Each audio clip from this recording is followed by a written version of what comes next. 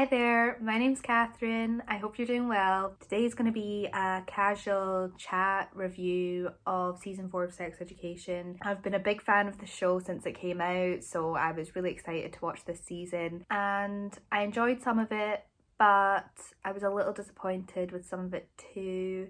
Not as disappointed as I think a lot of fans have been from what I've been seeing online, but I will get into my thoughts and feelings now about it. Oh, before I forget, this will be full of spoilers, so if you do not want to be spoiled for the last season of Sex Education or any of it, just don't watch this video, please. So let's just start off with the thing that was probably what most people were invested in, which was the Otis Maeve relationship. Will they, won't they end up together? Will they finally make it work? Or will Otis end up with Ruby? So I have never been the biggest Otis Maeve shipper myself. I don't know if that's an unpopular opinion. From what I've been gathering online, I think it is quite unpopular. I feel like a lot of people wanted them to end up together, but I was pretty happy that they didn't end up together and that Maeve went off to America at the end and followed her writing dreams. I did enjoy Otis and Maeve's relationship throughout the show. I liked the drama it brought. I like them both separately as characters.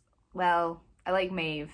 I love Maeve. Otis is not my favourite actually. I bought that they loved each other, but I just didn't think they were very good for each other. But I liked their relationship this season. I think it had matured a lot since the previous seasons. I think it had to mature a lot with the stuff that Maeve was going through, and I was just really happy with the way it ended up in the last episode. I'm glad that they finally had sex. I'm glad that they admitted to each other that they loved each other, but I'm also glad that they kind of made a grown-up decision that they had to part ways, at least for the time being. It's actually quite funny that I think that they as a couple showed a lot of maturity this season, but I feel like Otis as an individual regressed in maturity. It felt to me like he went back to like season 1 of himself and like had completely learned from any of his mistakes.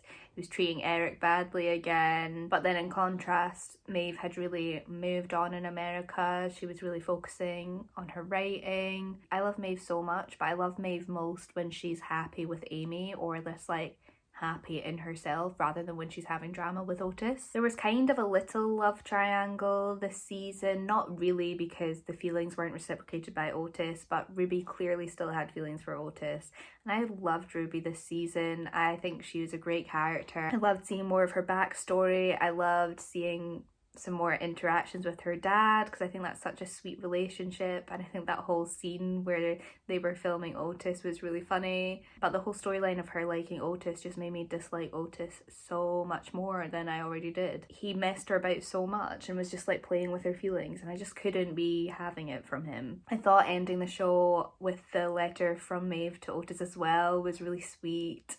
It did bring a tear to my eye, and it felt like it kind of came full circle with the relationship, with her talking about the sex clinic where it all began in the letter. I just really liked the way their relationship ended, but I think that's a very unpopular opinion. I don't think a lot of people did like the way they ended up. The relationship I was really interested in this season was between Amy and Isaac. That came out of nowhere, and my love for it came out of nowhere too. I hadn't put them two together in my mind at all, but it just worked so well for me. I loved this wee romance, and I loved the whole storyline of Amy kind of reaching some closure with her trauma through her art. Amy, I think, is probably my favourite character. I think she's the best one-liners, and I think she's such a sweetheart. And I hadn't liked Isaac that much before this season. I was so angry about the whole voicemail drama when he deleted Otis's voicemail off Maeve's phone. I was livid, and I don't know, he was always just alright to me. But I think matching him up with Amy was such a good idea because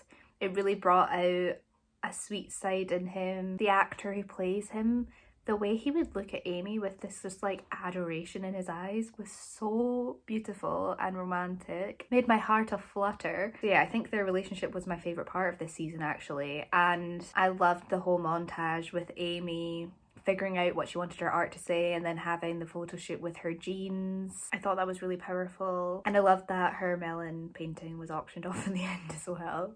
Also, I watched the show and then woke up a few days later with the urge to cut curtain bangs not very well, but that is the inspiration for my hair right now. I'm really working that off-brand Amy wannabe vibe.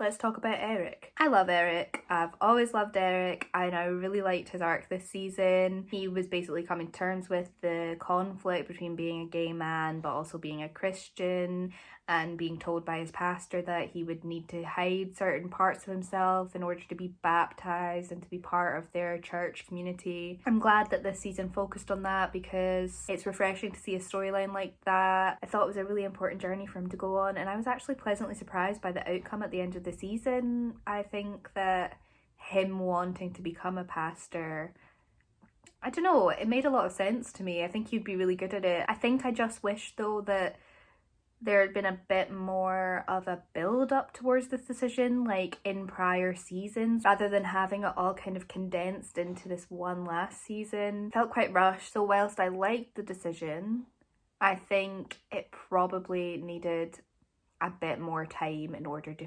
feel earned by him, and I think that is the biggest issue this season had, which I will get into and talk about. On the religion storyline too, I really liked the visions he was having from God. I think they were really funny. It was over the top, but I think this show can get away with it. It's sex education has always kind of like been heavy on the kind of hyper real depiction of this English town, but with like Americanisms interwoven into it. So I think the visions actually worked for me. I was annoyed at his relationship with Otis this season because I feel like they've had this argument before.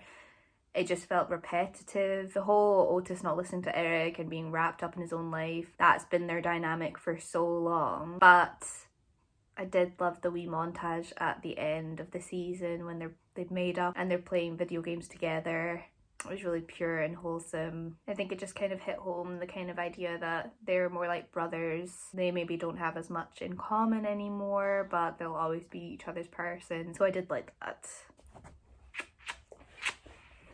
Oh, you're so cute!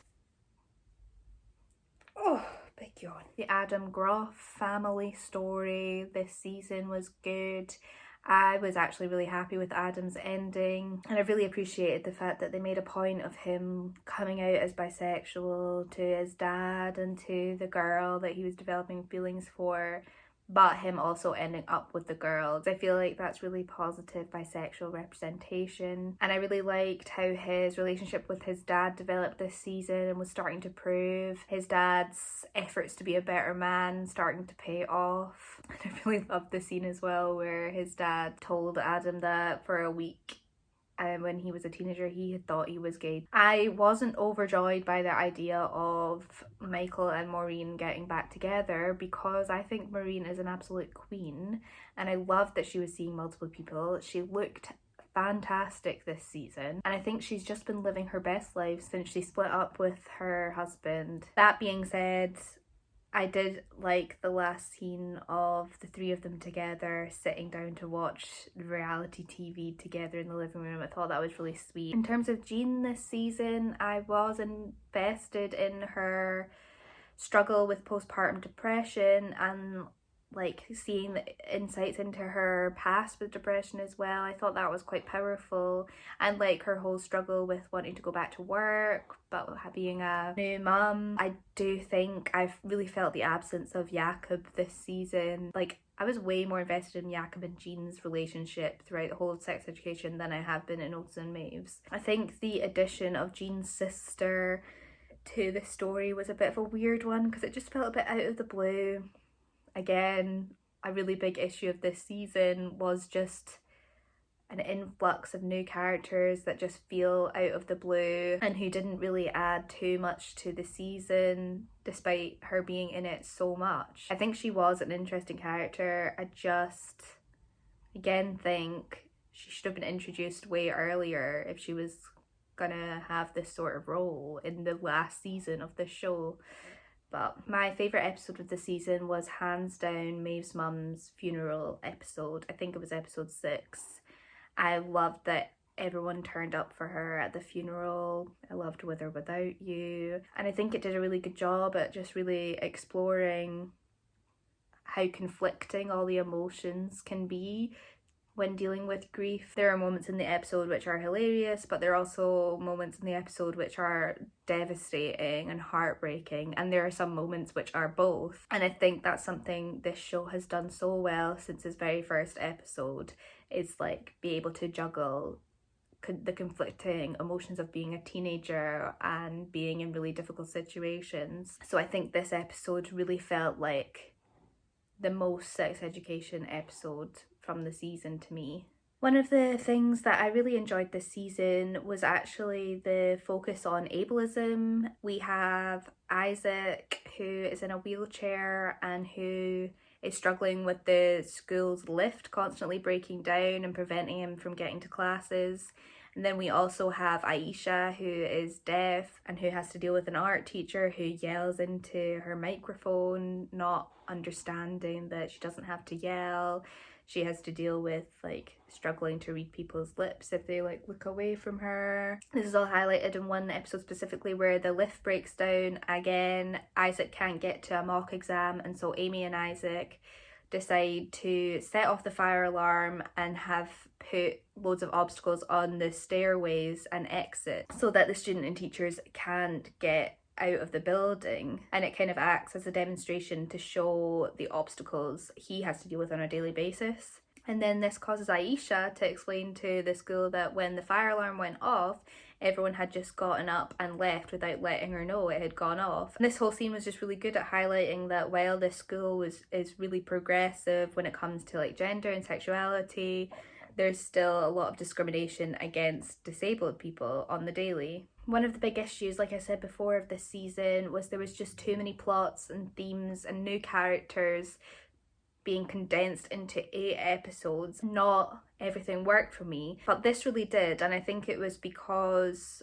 we had the setup and we had the payoff, and it was done really effectively, like we had from the very first episode of this season, setting up that the lift doesn't work, and Amy having to bring Isaac's art supplies down to a different classroom for him to work apart from the rest of the class.